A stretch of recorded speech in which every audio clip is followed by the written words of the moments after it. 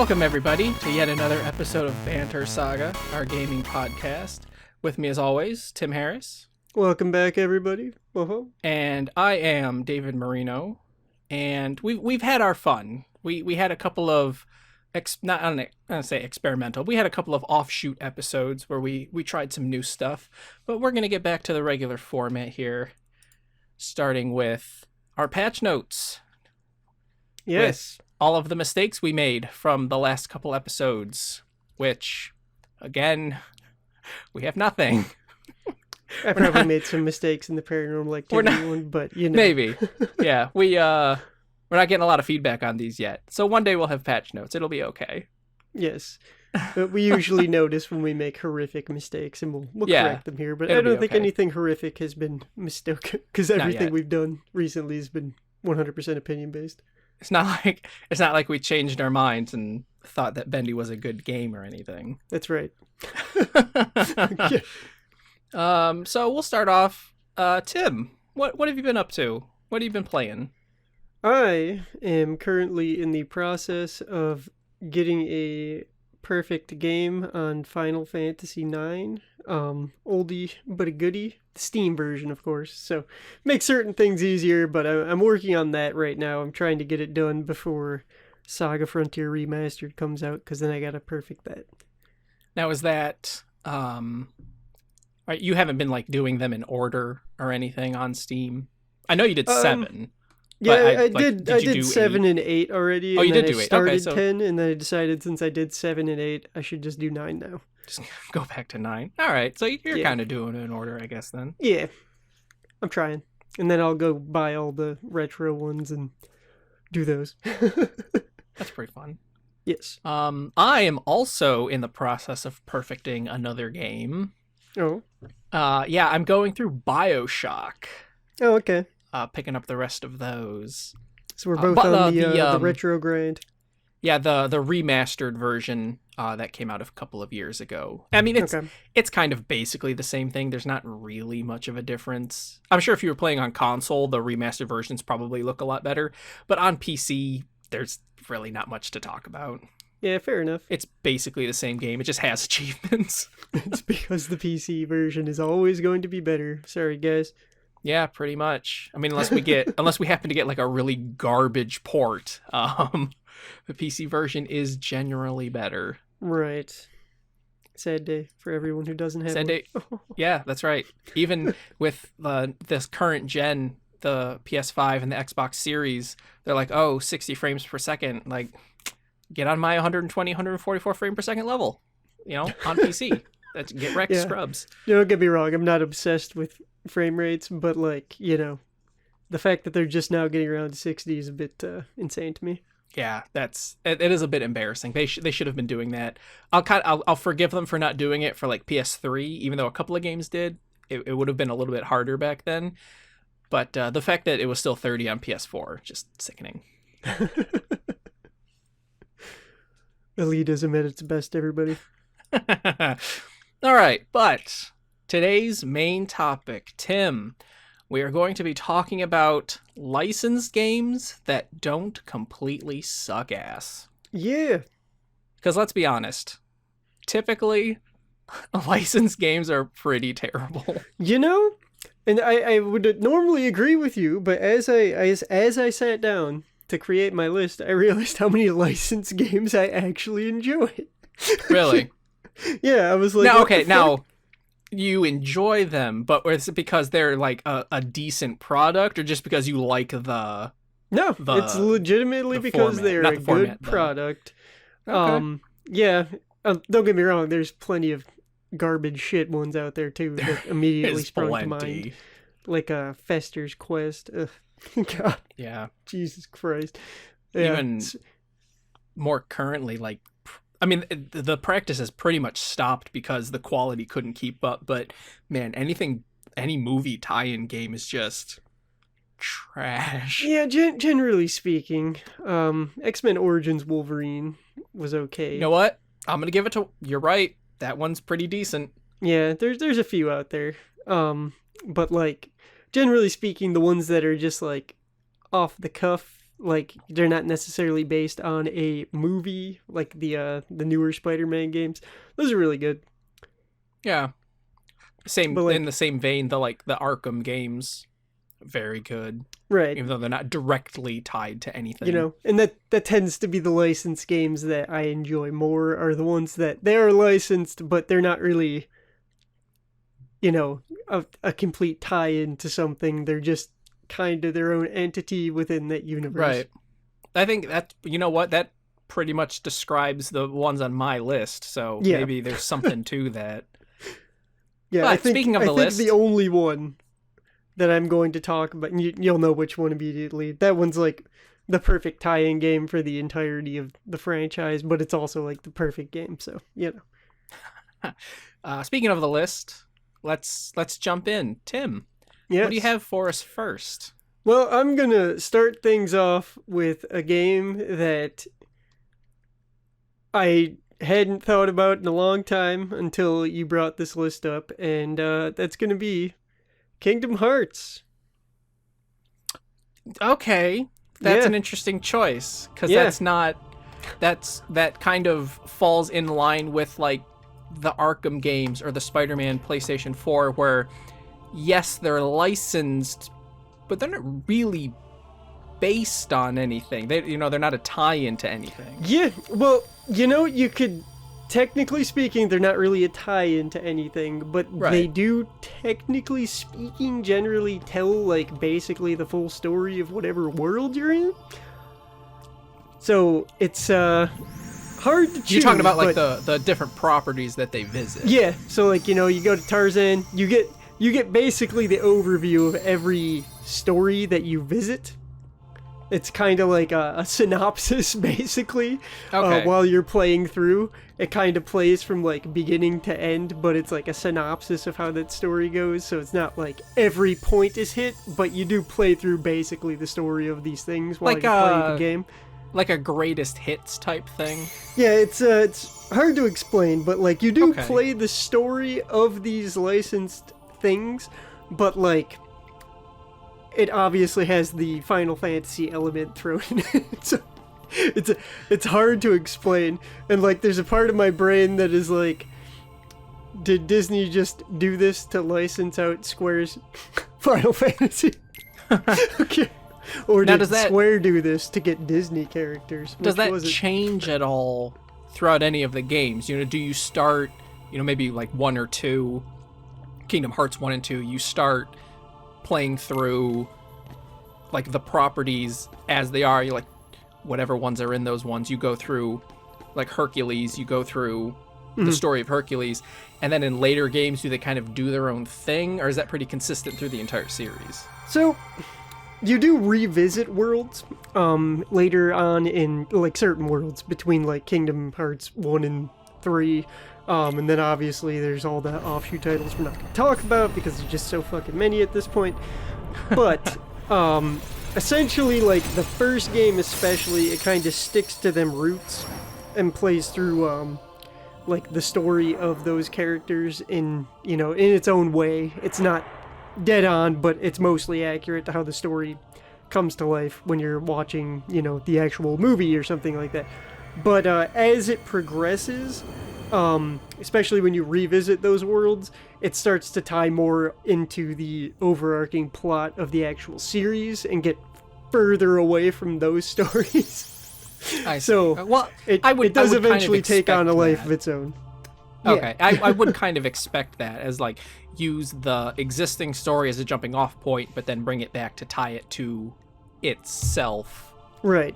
Instead And actually, of just, Hercules is probably the best example of one that kind of just does its own thing, because Hercules is literally just the Colosseum. So basically, his whole thing is just like, arena matches against stuff, and then there's like story elements to kind of tie the different cups together, basically. So okay. that one's the least like the actual story out of them all. The rest of them kind of play along, but the Hercules one's a good example of what you see later on with the other characters as well. Okay. And so any of the characters that you you don't visit but are part of Kingdom Hearts? Like I know what Donald, Goofy, and Mickey are part of your team, or So they're your party. Do they have well, Donald and their Goofy are own? basically your party until way later. You get Mickey way later. Okay. So do He's they in, like, have part 3. their own like scenarios where you go and pick them up, or are they just kind of in Kingdom Hearts from the start?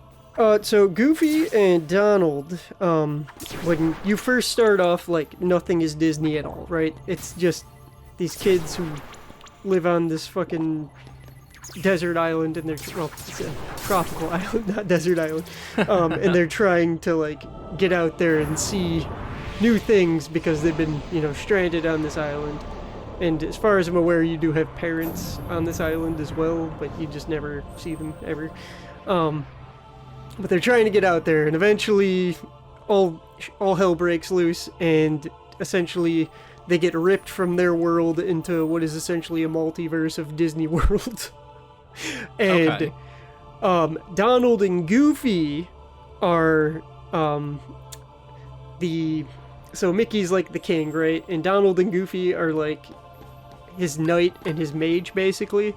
So they're sent to go find Mickey, and in the process of finding him, they run into you, and then that's when the story starts to kind of evolve.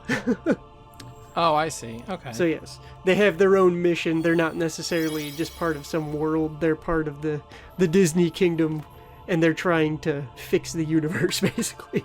Gotcha. But their goal Now is to find Mickey. Is any of this, I should say, is any of the Disney side of this, not necessarily the Square side, is any of the Disney side of this tie into Disney as a whole, or are they just using Disney stuff to use Disney stuff? They're basically just using Disney stuff to use Disney stuff, but it works great. You would never think that these two things should ever merge, and it just works, and it's fucking hilarious to me that it actually works. Because I remember when they first announced it way back when, I was like, this is the dumbest fucking idea I've ever heard in my life. And then I played it, and it was phenomenal. I was like, oh fuck. I mean, good on them for making it work. Yeah, and it's not even just like that they use the licensed things well. Like, overall, it's just good games. Like, the gameplay is phenomenal. The story is fun, even though it's fucking insane. Like, it just goes off the rails. But, like, it's a fun story, and, like, it keeps you going. Everything about it really is just kind of, like, quality product. They've done a great job with this. And you could argue that, it's not a super licensed game, but this is a licensed game whether you like it or not, technically speaking. Okay, They did have to pay a license to use all of these properties. So I'm including it. Kingdom Hearts is definitely one to play if you're into the licensed games. You never played it, like, even if you don't think of it as a licensed game, play it. It's a fun game. It's a good time. If you don't like the first one, don't play the rest, because you're definitely not going to like those if you don't like the first one. So there you go. It's going to be just more of that. Yeah. Okay. I should say my game, because my pair of games, they work in tandem, is a much more traditional licensed game when you think of the idea. Okay. As a property both you and I are a fan of. Interesting. I'm talking about Saw and Saw 2 Flesh and Blood. Okay. I was not expecting that at all. Now, to be perfectly honest, both of these games are essentially, like, they're complementary to each other, because there's a lot of stuff that Saw 2 fixes from Saw, and then there's a lot of stuff that Saw just did better. Okay. Like, if we could have gotten a third game that kind of mashed the best parts of both and made a new story, it probably would have been the best one, because Saw 2 definitely has its missteps. But both of these games, as simple as they are, because they're pretty average games, right? When all is said and done, but being tied to that universe and technically being canon to the movies, they take place in between films. Right. They're great. They Okay. really capture the feel of that just kind of Saw grossness Yeah, that the just movies are kind of really that known feel for. of you are absolutely fucked. Yeah.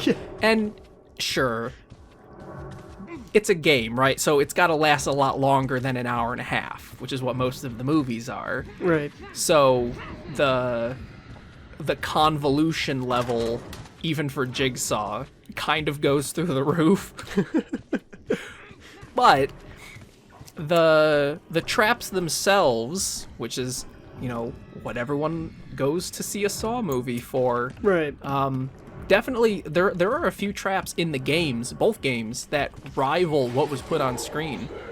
Yeah, so I've only played small portions of both games. I have had the opportunity to like mess with the puzzles. I don't know if I actually remember ever getting to an actual trap in that. No, I did. I did one room in the first one. Yes. Oh, one of the like boss rooms. Yeah. Yeah, I did that because I remember having to do something, but like I remember digging around a lot of toilets. I do, however, remember there being several like puzzle related moments that were actually pretty interesting. I didn't mind those at all. They were pretty neat. They weren't like incredibly complicated, but they were cool. Yeah, no, I mean the games basically have two modes. You're either exploring or there's a mini game. Right. And that's pretty much it. The mini games themselves, especially in the first game, get kind of stale. They definitely up the ante with the number of things you need to do, but it doesn't really get that complicated. I do believe that's one of the things they fixed in Saw 2. There's more depth to each mini game that you need to complete as you progress through the game. Which is nice. And yeah, the one thing that really chaps my hide about both games is, and I understand why they did it, it would obviously take more development time, which they didn't have. I'm not saying these were rushed, but it's a very small studio that was given the license to these. The main traps, the like boss traps for each one, if you will, have fail states. So if you don't rescue the person, you have to start over. How on brand would it be if you couldn't or chose to let someone die and that affected the outcome of the game? I mean, it'd be pretty cool. Don't get me wrong. Yeah, I do would be feel like that's great. probably only because of how small of a studio handled the game that you didn't have something like that. Yeah, and like I said, I get it, but it would have been really cool. Yeah, and to be fair, even if it was a large studio that did it, they would have probably shat the bed on that as well. Let's be real. Just more polish on everything else. Yeah. There is one thing I think that Saw 2 does better than Saw 1, because Saw 1 has a really, really frustrating mechanic. And it's these shotgun tripwires. And you can, if you're really careful, you can kind of like walk around, you can kind of see like the alias shimmering of the tripwire in the distance. But if you touch one, it's an instant your head gets blown off and you have to restart the checkpoint. It's just a bad time. It's just a bad time. Saw 2, however, has these moments like that, except if you walk into a situation like that, it gives you a quick time event. It gives you a quick time event to try and save yourself, except for one instance, which I don't know why they did that, but if you walk into a situation where you would likely, in the first game, you would have just blown your head off. In the second game, they give you a quick time event and the opportunity to save it. Okay. Now, they shit the bed on a lot of other things in Saw 2. Like, combat is a joke. And, that thing that a lot of older games do when you're low on health and it just constantly beeps at you. Oh god, yeah. Saw 2 not only beeps at you, but it also gives you a really strong vignette around the edges of the screen that basically limits your vision. And you're stuck like that until you find a health hypo, and it's realism, David. it's very irritating. Oh, But God. on the whole, Saw 1 and 2, taken as a pair of games, especially if you're a fan of Saw, it just makes them that much better. Like, they're pretty average games if you don't give a shit about Saw, but if you're a fan, they're perfectly tied in to the movies. Fantastic. Especially the early movies where they still like really cared. Yeah. I can't disagree. I did enjoy the little bit of the games that I did get to play, so I would also recommend them. I would also recommend, Tim, that you find some time to complete both, because I'm sure they would rank well in your opinion. Okay. I will do that someday. Someday? You heard it here, folks. Yeah, he has to keep his word now. But what else do you have for us in our licensed game journey here? My next game is actually one of my favorites that I have actually beaten recently. I need to go back and perfect because I fucked something up at the very end. But that game is South Park and the Stick of Truth. My goodness. That was a great game. Yes. I have a hard time choosing between whether I think this one or the other game I have chosen is like the greatest licensed game of all time. Just the way that it ties into the actual fucking like licensed property is amazing. It's like they literally just made an episode of South Park into a game. Like there's no difference. It's the same fucking thing. It is really good. And it's almost like the game itself, especially Stick of Truth. They fixed it a little bit in Fractured But Whole, but especially the Stick of Truth. The combat is pretty simple, especially when you get the hang of it. It is almost to the point of like when you enter combat, you almost don't think about it anymore, and you're just wanting to get to the next like event that happens in the game. Yeah, the story is definitely the highlight of. Don't get me wrong, like this is a phenomenal RPG. Like there's a lot you can do in this game. The combat, once you figure out how to build your characters, does become very, very simple. Especially once you start applying bleeds and stuff like that. Like, yeah, you're just unstoppable at that point. It got pretty ridiculous. Yeah, they're like the mechanics of this particular RPG are like some of the best I have played. I will not lie. Like, they did a great fucking job putting together the battle system for this game. And it is simplistic, it is, but it also has a lot of depth to it as far as like the actual building of your characters go and how you want to use them in combat. There's a lot of stuff that you can both tweak and equip. Yeah. To change how like someone handles. There's a lot of stuff, and like you can even fucking tweak pre-existing armor with like stickers and shit to basically make it do whatever the hell you want it to do, even if it was something that did the complete opposite of what you're trying to make it do. You can make it do that still. Okay. Yeah, it's pretty fucking cool. And like I just can't get over the fact that if anyone who's played this game will understand what I'm saying. You are literally just playing an episode of South Park. Yeah. From start to finish. Just like it. It never pulls away from that at any point. Like, it just feels like you are playing the show, and it's fucking phenomenal. The best, like, obviously it's an RPG, so it's a pretty meaty game. It is. I think. Hold on, I've only played it once, so how many hours do I have on this here? So I have 30 hours. Yeah. And I've only played it once. It's a meaty game. Yeah, I would But say it's probably 20 to 30 hour game on your first playthrough, and then once you Yeah. know what you're doing and like you're not really interested in collectibles, you could probably get through it in like 6 to 10, I would say, if you just rush it.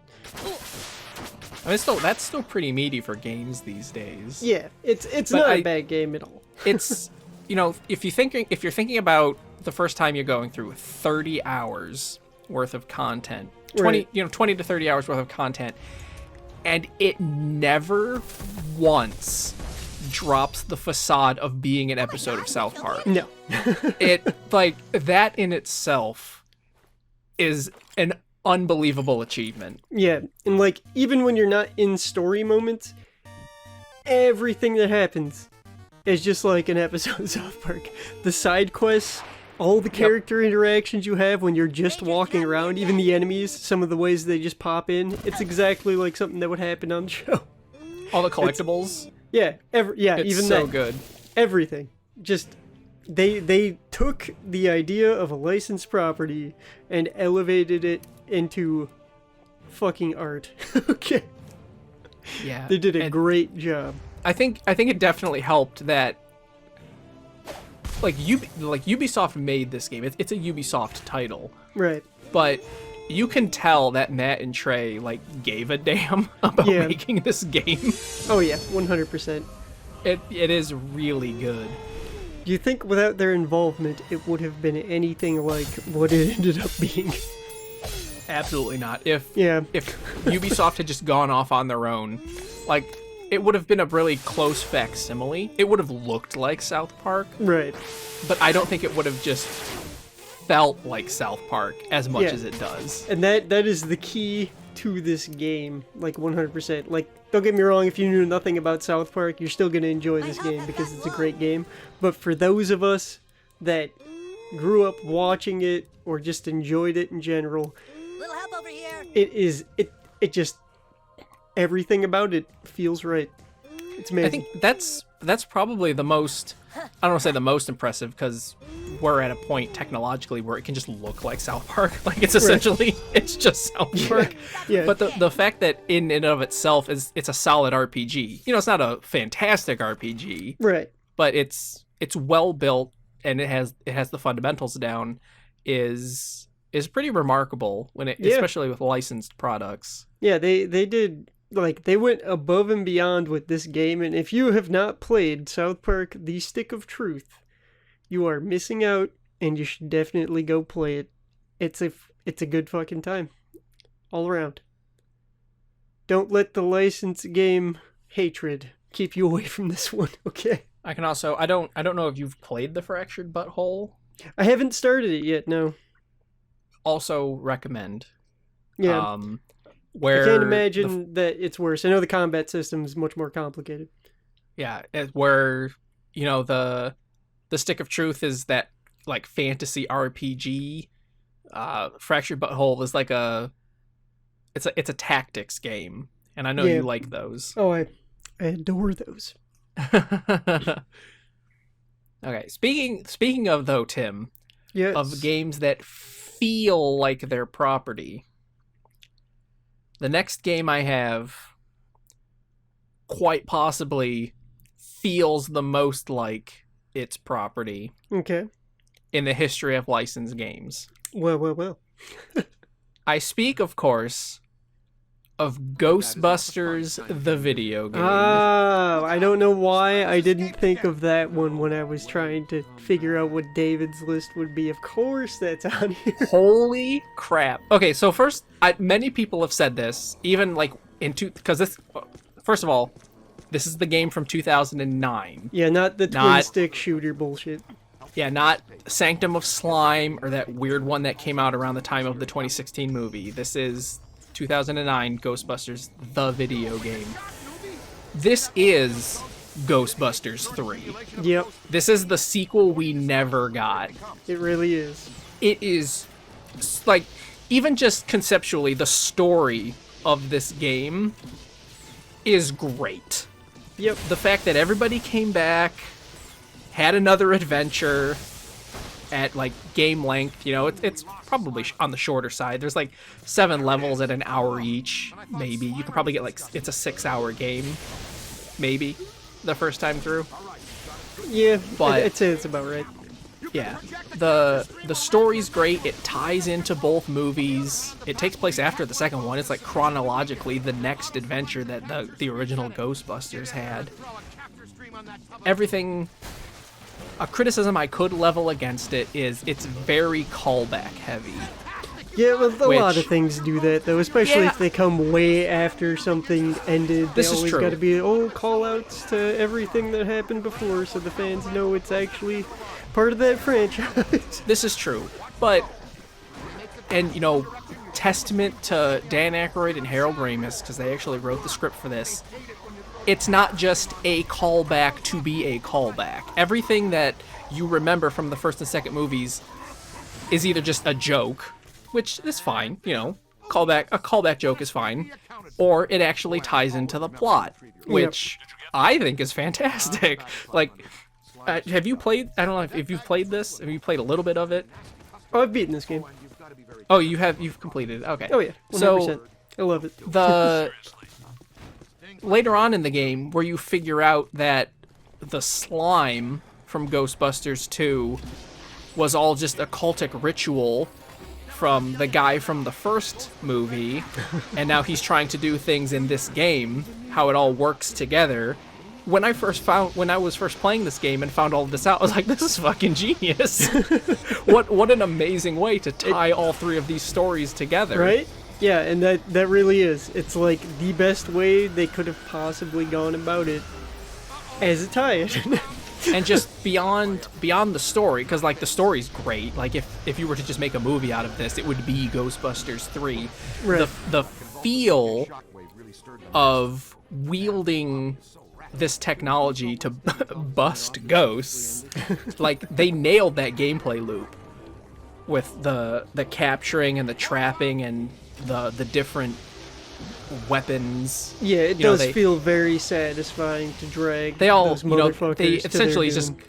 Ghostbusters versions of a shotgun and a machine gun and the normal thing. It's all standard fare, but it's all of the technical jargon that honestly makes no sense that they put into it that really just makes it feel like the Ghostbusters. All of these what weapons. What was the one? The boson one. What was that? Oh, the boson dart. That's the one. Yeah. Yeah, it's basically an RPG for busting ghosts. It's exactly that kind of thing that, like, I could see the Ghostbusters using this technology. Yeah. And just like, even like the gameplay loop itself through the levels, it's pretty standard. Like, most of the time, you're just fighting these entities and you just shoot them. And then every once in a while, you have to capture a ghost. Yeah, the big boys. Yeah, the big boys. But the way that operates, where once you get a ghost, like, in your proton stream, and the effects in this game are second to none. Like, it looks exactly like it does in the movies, and it's so good. And you got this ghost, and you have to, like, hold him in the cone of this trap once you get him down to a certain level of health, and he just sucked in. It's so satisfying. It is. To just trap a ghost. I remember the first time I did it, and I was like, this is a good game. Yeah, literally the first time you do it, it's like, this is it. This is what it's like to be a Ghostbuster. Yep. And it's so good. It is. It's very, very exciting the first time you do it. So if you ever played it before and you pick it up, you're gonna have a good time on that first pull, especially. It's even funnier because, like, you can tell, because, like, Dan Aykroyd is all about this shit, like the science of ghosts. Yeah. He is all about that. And if you go in and read, because there's a bunch of like text lore and stuff in the menus probably no one ever looks at, but holy shit, the amount of detail that goes into, like, even just the upgrades for all of these weapons. Like, I would believe that these things could capture ghosts. Like, if one were to actually build this device, there's that much detail or like, you know what? I could capture a ghost with this if it Specifically actually designed existed. by the mind of Dan Aykroyd. Okay. It's, Ghost hunter extraordinaire. it's incredible. Like, yeah, like I could 100% believe if we gave Dan Aykroyd enough money, he could build this shit. Like, it's that detailed. It's so good. Oh, man. Yeah, I mean, the man is definitely passionate about the things he is passionate about. There's no denying this. I think it definitely being on that, like, PlayStation 3, Xbox 360 generation does hinder it a little bit. Yeah, I mean, you it's know, it's gonna have some faults just because it is an older game. I mean, yeah. yeah, I think the remastered version that they put out does a lot to, I mean, it's essentially the same game. It just does a lot to smooth out like what was janky with the first one. But yeah, this is how you do a movie tie-in. Like, this game, Ghostbusters, is how you do a movie tie-in. It's like even as being a fairly average game, it's the gold standard when it comes to movie properties. yeah. I mean, I can't disagree. I mean, if your idea of making a movie tie-in is creating the third movie in the franchise, okay. Even if we were to break off on a tangent here real quick, the Telltale Back to the Future and Jurassic Park games Okay. both claimed to be sequels to their respective properties. Right. Now, I feel like Back to the Future was way more successful on that front than Jurassic Park. Yeah, I've But never both of played them- Jurassic Park, so I wouldn't know, but Back to the Future was definitely a decent time. I don't know if I agree with that statement, but... Yeah, I mean, Back to the Future as a game was pretty good, but like being a follow-up to Back to the Future 3, Right. I couldn't see it. And Jurassic Park, the game, is definitely not a follow-up to Jurassic Park. But the fact that Ghostbusters, the video game, exists and can be just so easily accepted as Ghostbusters 3, even being a fairly average game, Yeah. is remarkable. Yeah, I mean, I can't disagree. If you were talking about perfect tie-ins, this one is probably what I would consider the gold standard as well. Yeah. I'm really close to perfecting it, Tim. I'm gonna get it. Are you, is the other trophy still broken in the new one? No, the remastered one doesn't have any of the broken multiplayer trophies, so I Okay. don't have to worry about that. Fantastic. I will never be able to I will never be able to platinum that game on PlayStation 3. Sad times. But okay, so we've had some pretty, I don't want to say lenient, but we've had a pretty wide definition of what a licensed game could be so far from both of us. Yeah. What do you have next?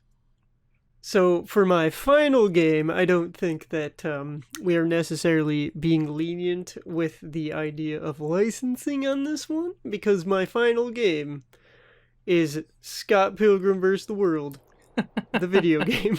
Okay. This, I'll tell you the truth though, this one is kind of interesting because while it came out, it came out almost as a tie-in to when the movie released. Right. It's pretty much just based on the comics. Yeah. It is literally just you playing through the comics. Yeah.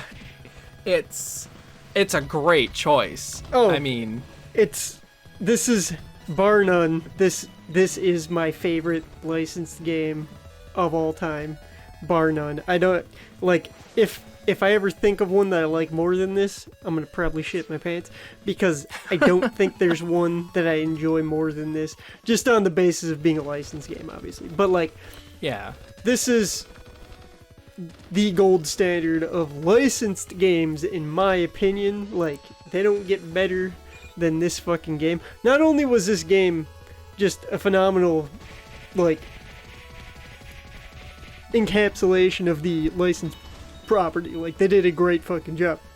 But it also basically took a genre that hadn't seen any type of good game in such a long time and just blew it the fuck out of the water. They did such a good job. It is I would be the beat 'em up of the century. Pressed. I would be hard pressed to level any criticisms at this game. Yeah. It's pretty much perfect at what it is. Right. I can't think of anything I dislike about the game because, like, it's not unfair at all. Like, a lot of beat 'em ups, they can be semi-unfair because, you know, they were designed to take your quarters. This game, as long as you know what you're doing, you can work your way around all the things the game throws at you and just beat ass. And then there's so much more that they've added to this. It's not just a simple beat 'em up. Like, you can customize shit, you can unlock all sorts of things. It's absolutely bonkers how much they put into this game. And then on top of the fact that it's just a perfect tie-in to the comics.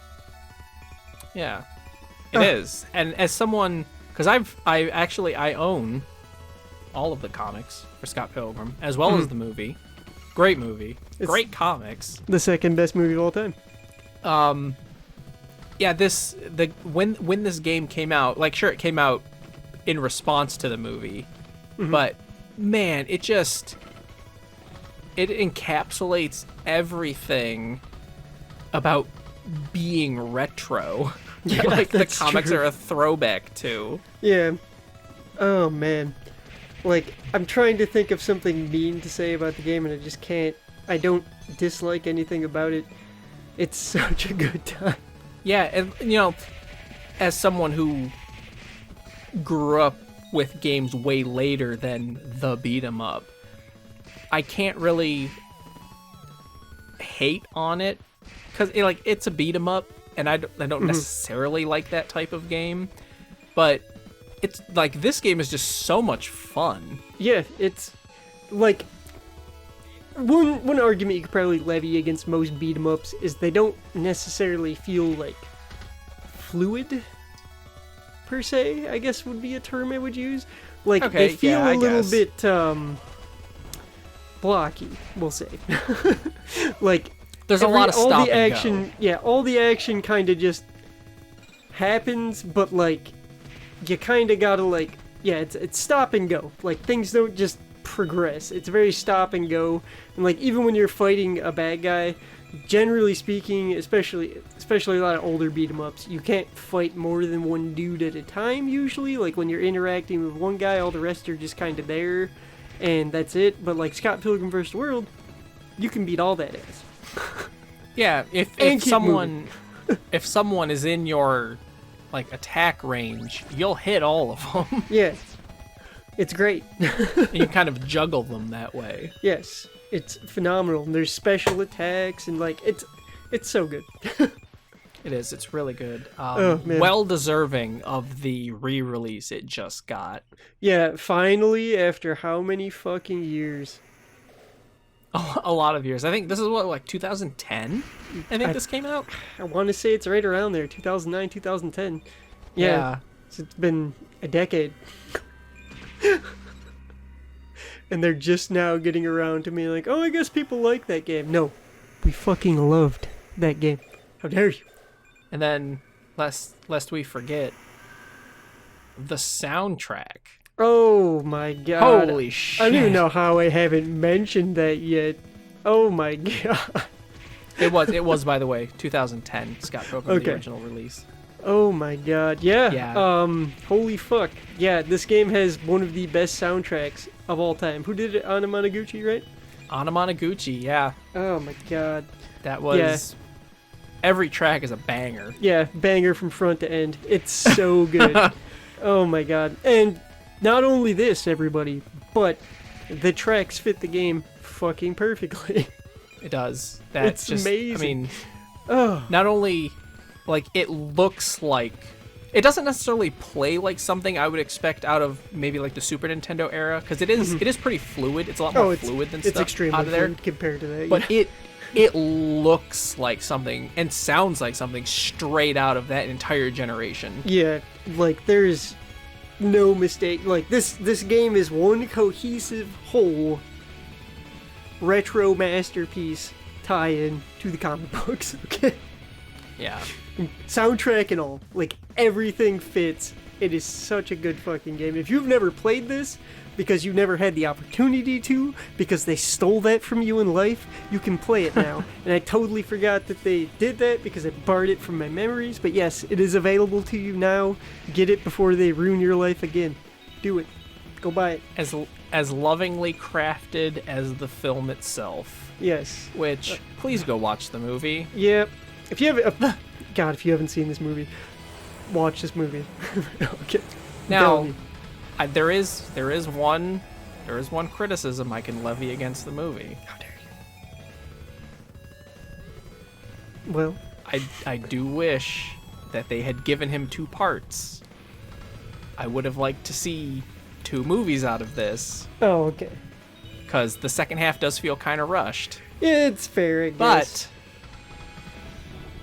But it's wonderful what we got. Yes. Cannot recommend enough. As I said, second best movie of all time. Fantastic. And All right, also I'm the game is curious. amazing. What is the best movie of... Oh, wait, never mind. I know what the best movie of all time is. Yeah, the best movie of all Never time mind. is Return of the Living Dead. Thank you, Yes, everybody. I'm sorry. Good night. I'm sorry. I don't know why I had to ask. I forgot. My apologies. Oh, man. Okay. It's fantastic. So, we move on from one perfect adaptation to another. Oh, my goodness. We had 3 in one episode. This 4. next game could quite possibly be the way, it is the perfect way. I'm not going to say to adapt a property, because every property is going to be different, Right. obviously. But a more perfect game for this property could not exist. Interesting. They hit it out of the park when this game released. I speak, of course, of Alien Isolation. Okay. Okay. I had a feeling this one was coming. I may have put this on my list, but I have still not played Alien Isolation. Ooh. Because I'm planning on streaming it, and I have never gotten around to it. So, Oh my god. Okay. that's the only reason why. So, when you return to the streams, Tim, this may have to be your first foray. I might make it. because Holy shit. Like, even if this was not an Alien property, if the game we got was just, I don't know, about a serial killer or something, it doesn't even have to take place in space. The mechanics of this game are solid, divorced from the Alien property. Okay. It's that good. Yep. You add Alien into this formula, it is untouchable. There is nothing. I would go ahead and say that this game is better than just about everything else in the Alien franchise. I mean, you know, like, I have seen bits and pieces of the game. Don't get me wrong. Like, I've seen things, especially with the Alien. Yeah.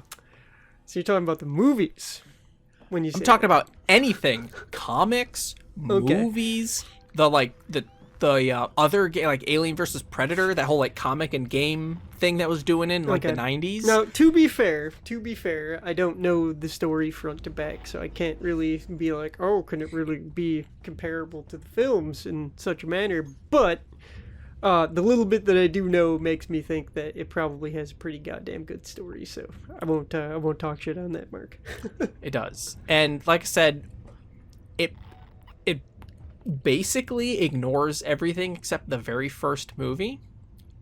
Okay. Aliens doesn't really factor into the lore of this game. It's Okay. essentially like the Alien movie and that's it. Which is Alien is a phenomenal movie. It is. All-time classic. It's really fucking good. It is unbelievable what was achieved at the end of the 70s. Like, ridiculous. Which, Tim probably knows this little piece of trivia, because he's such a fan. Mm-hmm. Also written by the man who created Return of the Living Dead. Yeah. Daniel Which is Brandon. Pretty ridiculous when you think about it. That he did, like, both of these properties. Yeah, he did. He was a good guy. He was a ridiculous guy. Yeah, But he knew his shit. Obviously the game pulls a lot from Alien, the movie, and without Alien, there would be no game. Right. However, given the limitations of what just a movie can be, I think this game might be better than the movie. Fair enough. I mean, yes, there are certainly limits to what you can do with a film, especially when you're considering a horror game, because horror games have that whole other element to them where, like, it is a sensory fucking experience the entire time, as opposed to just playing a game. Yeah, and I think that's definitely the one thing that makes this game special, where if you play a game 2 or 3 times and you understand the mechanics, you can kind of get around what you need to do. Yeah, you can I don't want start to say to get around cheese things a little bit. Yeah, you cheese things a little bit. You can work within the system while you're replaying it. And I'm not saying you can't do that with Alien. You obviously can. But the feeling of, like, I don't want to say dread, but the unease of the alien never really goes away.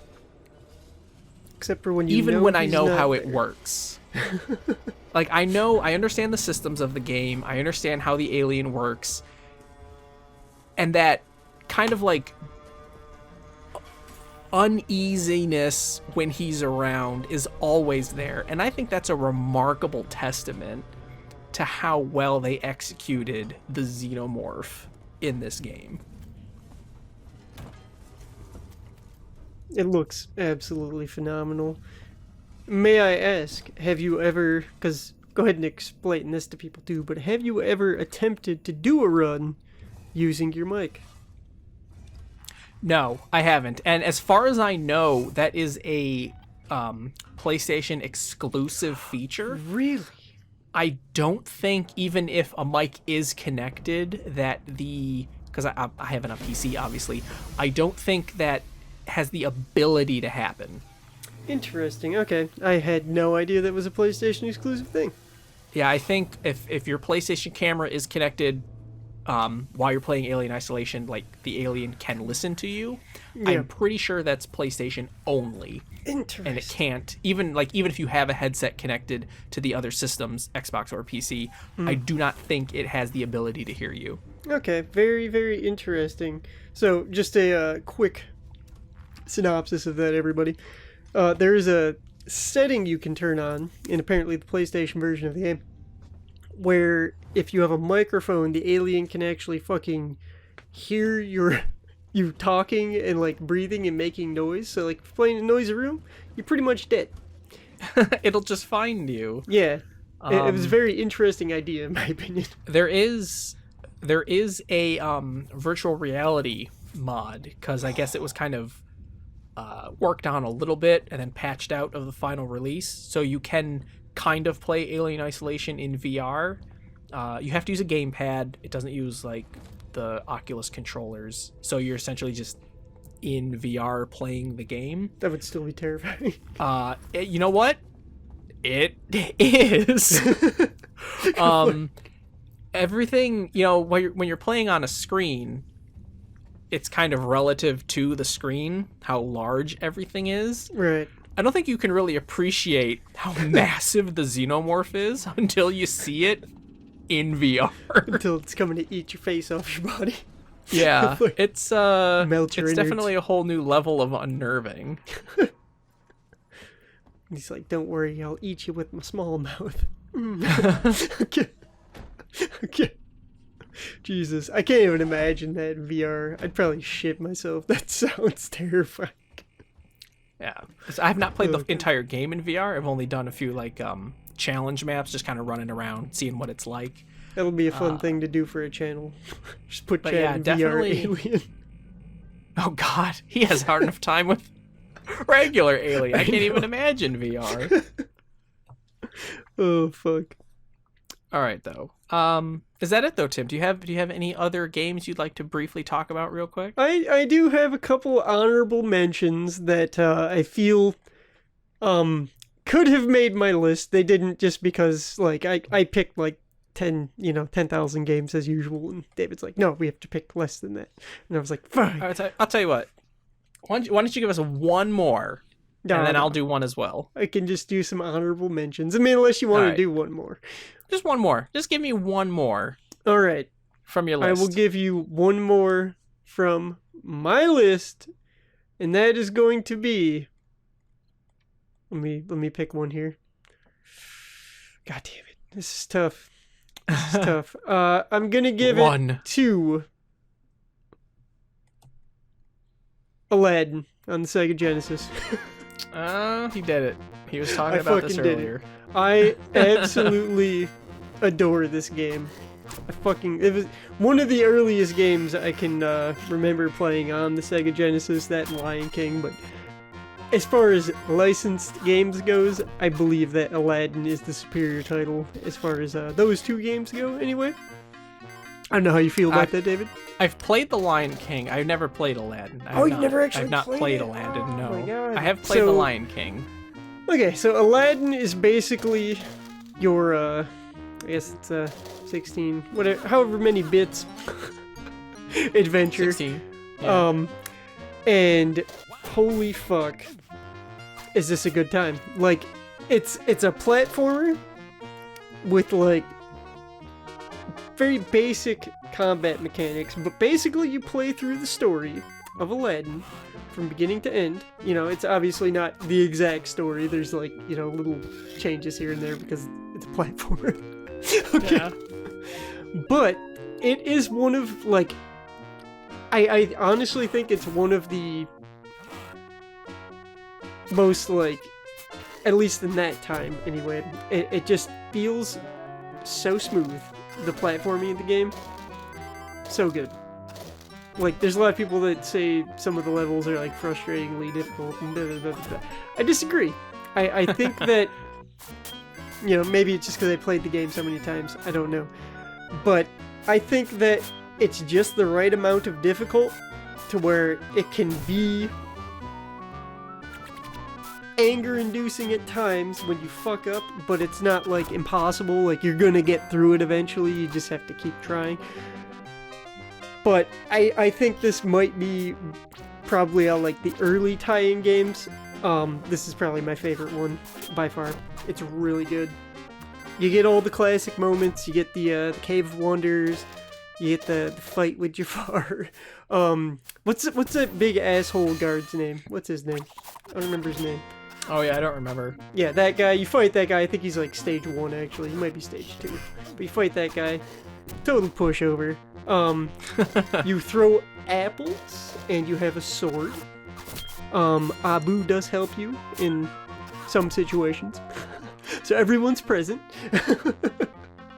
Nice. Oh man, it's just a good time. Like, I don't know. I would like to hear other people's opinions on what they think the best, like, old school licensed game is, because my money's on this one. I really think it's one of the best ones out there. It is who developed it? Capcom developed it. It's like 100% faithful to the storyline for the most part. Nice.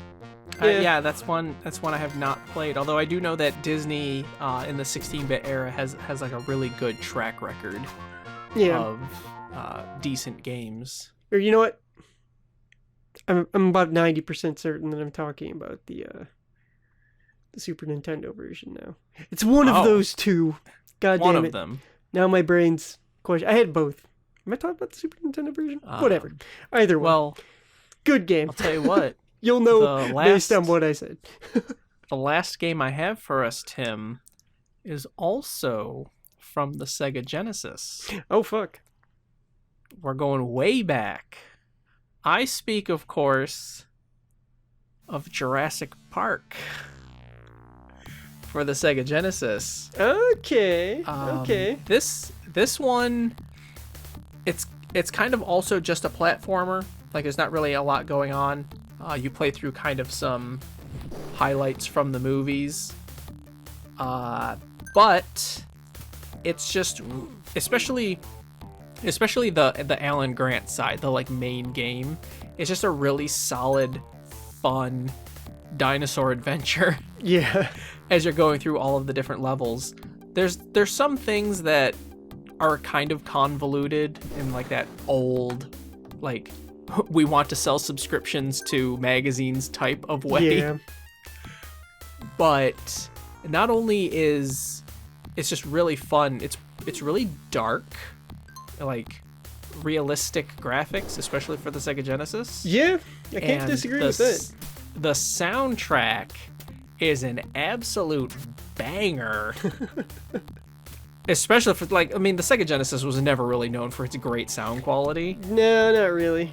Not really, especially compared to the Super Nintendo definitely beat it in terms of sound. Like 100%. But, ooh, man, the soundtrack for this game is just awesome. Okay. And on top of that, you essentially get 2 games in one, because you can also play as the Velociraptor going through the entire game. I remember this game pissing me off so much as a child. I can see that.